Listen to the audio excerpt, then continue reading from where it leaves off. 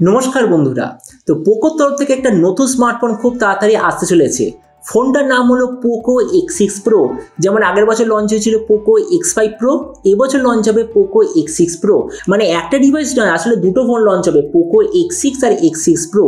Poco X6 বলে স্মার্টফোনটা কি কি স্পেসিফিকেশন হবে, মানে কি ডিটেলস আছে, ওটার উপর আমি একটা ডিটেল ভিডিও বানিয়ে দিয়েছি। যদি আপনি না দেখেন আই বাটনে দেখে নিতে পারেন। কিন্তু এই ভিডিওতে আমি আপনাকে জানাবো এই যে X6 Pro বলে যে স্মার্টফোনটা আসতে চলেছে, এটার পুরো স্পেসিফিকেশন, প্রাইস আর যে দামে আসবে সেই দামে এটাকে আপনার নেওয়া উচিত নাকি অন্য কোনো ডিভাইস এর চেয়ে বেটার আছে, এই ভিডিওতে আমরা এটা সম্বন্ধে আলোচনা করব। তো চলুন শুরু করা যায়। ভিডিওটা কোনো সময় নষ্ট না করে আপনি যদি গ্যাজেট ওয়ার্ল্ড বাংলা চ্যানেলে প্রথমবার আসেন আর এরকম বাংলা টেক ভিডিও ডেইলি দেখতে চান, তাহলে গ্যাজেট ওয়ার্ল্ড বাংলা চ্যানেলে সাবস্ক্রাইব অবশ্যই করে নেবেন। তো প্রথমে আমরা আলোচনা করবো এই স্মার্টফোনটার ডিজাইন সম্বন্ধে। তো যেমন দেখতে পাচ্ছেন এই যে পোকো X6 Pro, পেছন দিক থেকে দেখতে হচ্ছে এক্স্যাক্টলি এরকম।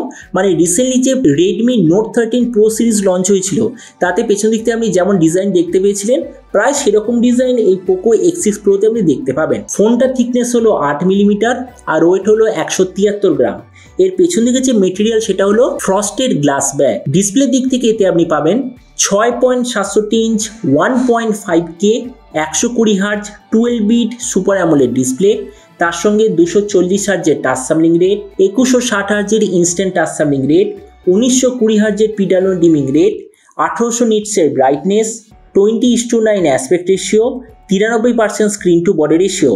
আর ডিসপ্লের যে প্রোটেকশন সেটা হলো গোরিলা গ্লাস ভিক্টাসের প্রোটেকশন। তার মানে সোজা কথায় বলতে গেলে যে প্রাইস পয়েন্টে এটা আসবে, প্রাইস পয়েন্টের বেস্ট ডিসপ্লে এতেই আপনি দেখতে পাবেন। প্রসেসরের দিক থেকে এতে আছে স্ন্যাপড্রাগন 7S জেনারেশন 2 প্রসেসর। ক্যামেরার দিক থেকে এতে আপনি পাবেন 208 আর 2 এর রিয়ার ক্যামেরা, তার সঙ্গে 16 মেগাপিক্সেলের সেলফি। এই যে ফোনটা বলেছে যে অনেক ধরনের র্যাম আর স্টোরেজের কম্বিনেশনে লঞ্চ হবে, কিন্তু স্টার্টিং হবে 128 জিবি থেকে। র্যামের কোয়ালিটিটা হলো LPDDR4X, মেমোরিতে আছে UFS 2.2 আর তার সঙ্গে কোনো ধরনের ডেডিকেটেড SD কার্ড স্লট নেই। ব্যাটারির দিক থেকে 5100 mAh ব্যাটারি, 67 ওয়াটের চার্জার আর তার সঙ্গে হলো USB Type-C কানেক্টিভিটি। তো এবার এই স্মার্টফোনের বাকি কিছু ফিচার বলতে গেলে এতে আপনি পাবেন Android 13 out of the box, 3.5mm jack, dual speaker আর তার সঙ্গে থাকবে আন্ডার ডিসপ্লে ফিঙ্গারপ্রিন্ট সেন্সার। আর এর সফটওয়্যার আপডেট সাইকেলের দিক থেকে বলতে গেলে টোটাল 2 বছরের মেজর OS আপডেট আর 3 বছরের সিকিউরিটি আপডেট পেয়ে যাবেন। তবে সবচেয়ে মেন জিনিস, ফোনটা কবে লঞ্চ হবে, কি দামে লঞ্চ হবে। তো দেখুন বলা যায় যে এই স্মার্টফোনটা এই ডিসেম্বর মাসে লঞ্চ হওয়ার সবচেয়ে বেশি চান্স। আর এরপর আমি যদি প্রাইস সম্বন্ধে বলি, তো দেখুন এই যে স্মার্টফোনটা কয়েকদিন আগে চায়নাতে যে লঞ্চ হয়েছিল রেডমি নোট 13 Pro, ওটারই রিব্র্যান্ডেড ভার্সন হতে চলেছে। ওই স্মার্টফোনটা চায়নাতে প্রাইস হচ্ছে 1400 ইউয়ান। তার মানে ফোনটা যখন ইন্ডিয়ান মার্কেটে লঞ্চ হবে কত হবে প্রাইস, এক্স্যাক্টলি 25,000 ইন্ডিয়ান টাকার আশেপাশে। আর আপনাদের ভিডিওটা বাংলাদেশ থেকে দেখে থাকেন, তাহলে বাংলাদেশিটা লঞ্চ হওয়ার কথা 35,000 বাংলাদেশি টাকার আশেপাশে।